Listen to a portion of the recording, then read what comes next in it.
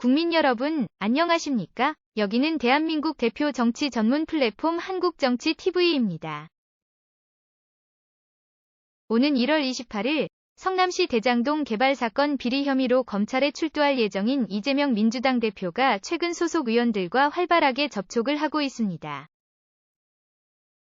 이런 이재명 대표의 움직임에 대해 주변에서는 민주당 대표직을 끝까지 놓지 않겠다는 것이라는 해석이 나오고 있습니다. 국내 언론 매체들이 보도한 내용을 종합하면 이재명 대표는 설 연휴를 앞두고 민주당 소속 국회의원들 전원에게 전화를 한 것으로 알려졌습니다. 또 친명계 초선 의원들의 모임인 철험회 의원들과는 1월 25일 서울시 마포구에 있는 한 식당에서 점심 모임을 가졌습니다. 이재명 대표는 최근 친문 진영의 의원들과도 접촉을 늘리고 있다고 합니다. 이런 이재명 대표의 움직임은 민주당 대표직을 끝까지 유지하겠다는 의지를 나타내는 것으로 받아들여지고 있습니다.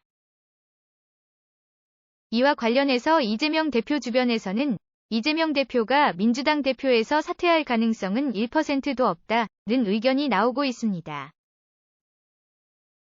한편 이재명 대표 측에서는 1월 28일 대장동 사건과 관련한 검찰 소환을 고비로 삼아서 이슈를 검찰에서 민생으로 옮기려는 계획을 갖고 있는 것으로 알려졌습니다. 최근 신년 기자회견에서 밝힌 30조 원 추경 추진도 검찰 이슈에 계속 끌려다니지 않겠다는 내부적인 논의의 결과라는 것입니다. 그러나 이런 이재명 대표 측의 구상이 순조롭게 진행될 것인지는 불투명한 상황입니다. 우선 비명계의 움직임이 심상치 않습니다. 최근 비명계 쪽에서도 본격적으로 새결집에 나서는 모습입니다. 우선 비명계인 이원욱, 김종민, 조응천 의원 등이 지난해 민주당의 연이은 선거 패배 원인을 짚어보기 위해서 만든 반성과 혁신 모임이 있습니다.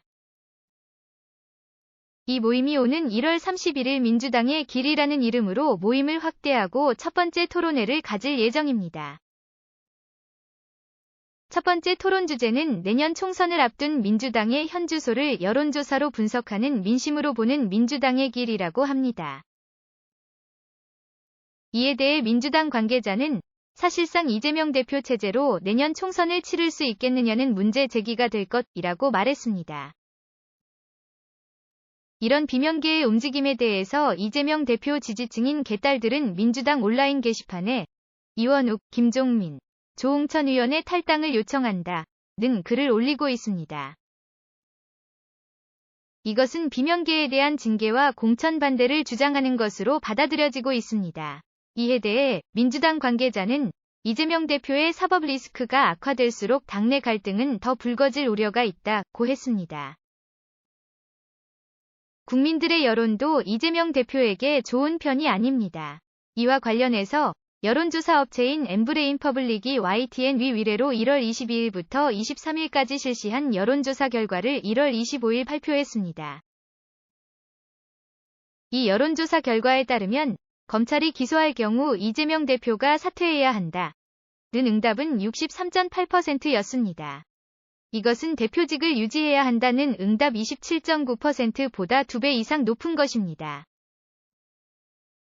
지금까지 대한민국 대표 정치 전문 플랫폼 한국정치TV였습니다.